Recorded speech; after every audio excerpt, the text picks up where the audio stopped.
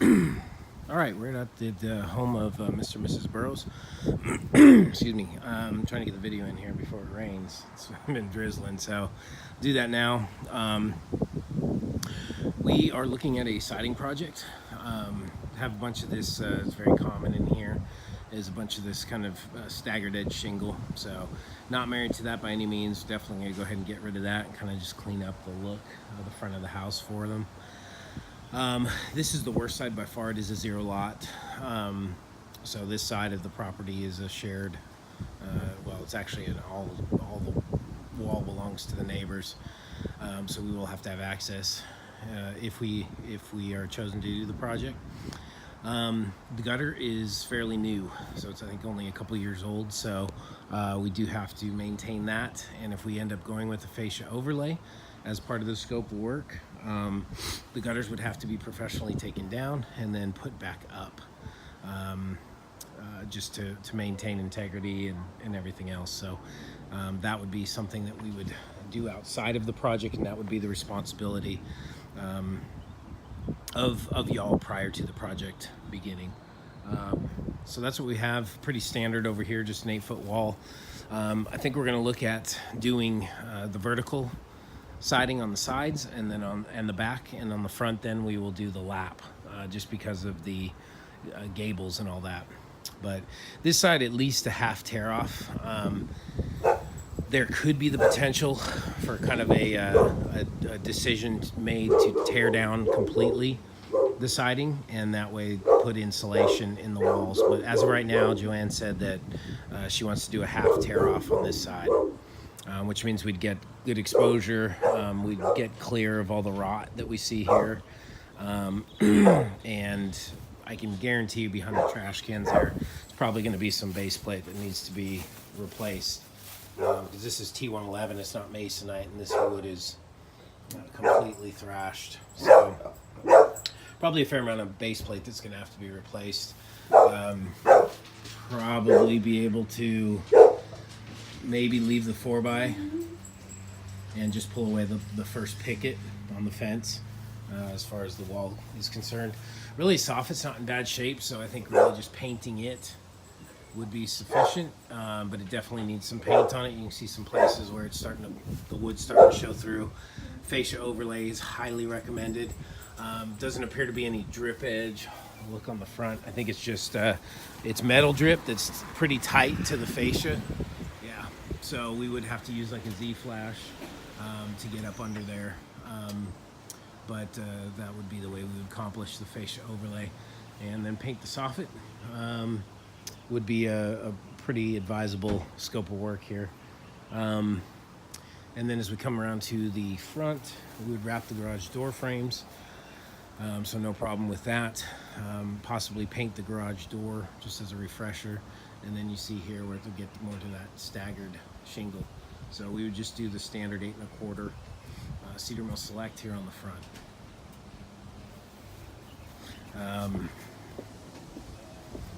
This, we can wrap the window box here, and then get rid of all this shingle again, get rid of the teardrop siding, and just make it cedar mill select all the way up.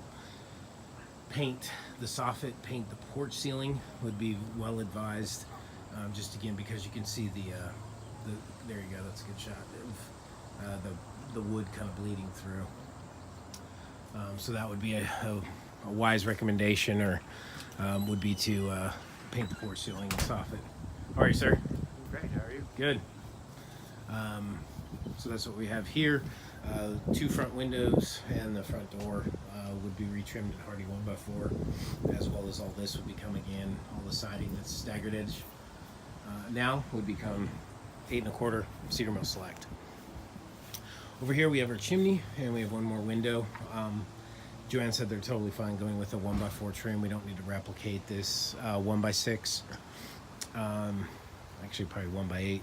So that's how I'm building this, with just a standard 1x4 trim. And then again with the chimney, be all the way up. Corner trim would all be 1x4.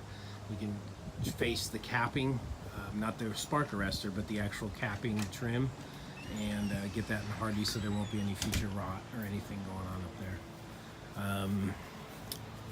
But all the back side of the chimney would be included, of course, as well.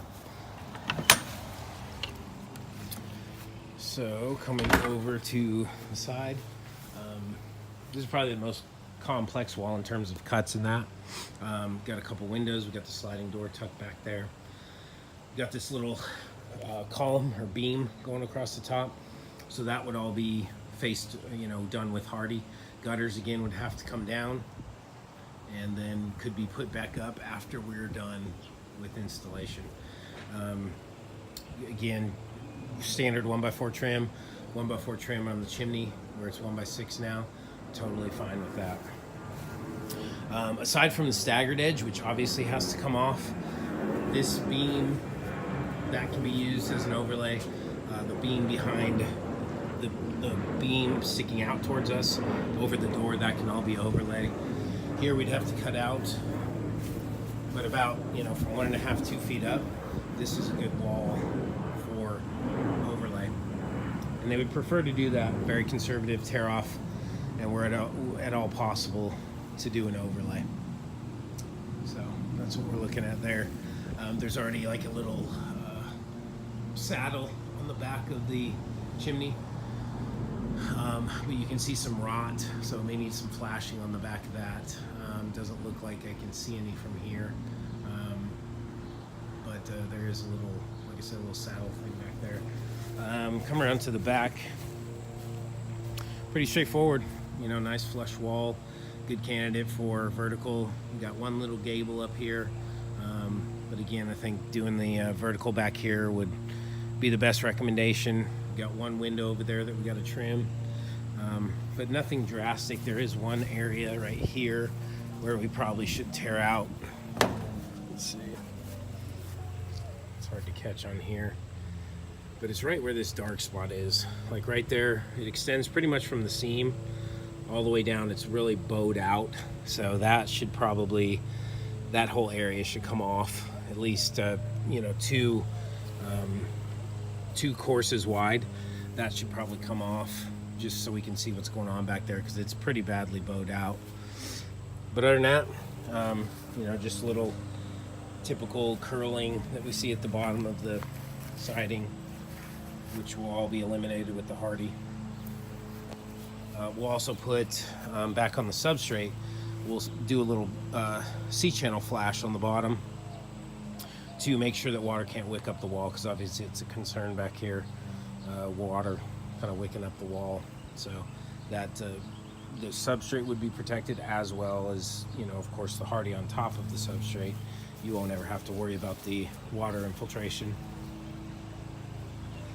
And you can see behind there's a little bit more back there where the siding is curling. That's pretty much it. Here's the zero line. So that's all neighbor's property on that other side we started out looking at. Again, soffit paint. Back here there's a lot of paint that's chipping. I don't really see any kind of rot, just chip paint. So again, fascia overlay with the metal Z-flash would be the solution, because of the drip cap on the roof being so tightly laid onto the fascia. So, which again is a great reason to do something with the fascia, because of this system that's on here now. It's just basically, returning that water onto the fascia. It's not pressing it away with any kind of drip edge. So that water's coming off the drip cap of the roof right onto the fascia. So definitely would recommend doing the fascia on this type of roofing system. And that's what we got. So really appreciate y'all having me out. I know we haven't met yet. I was just doing this video to kind of beat the rain. But if we have any further questions, we can make some changes or adjustments as needed. And again, really appreciate you having me out to your home tonight. Thank you. We look forward to the opportunity to work with you.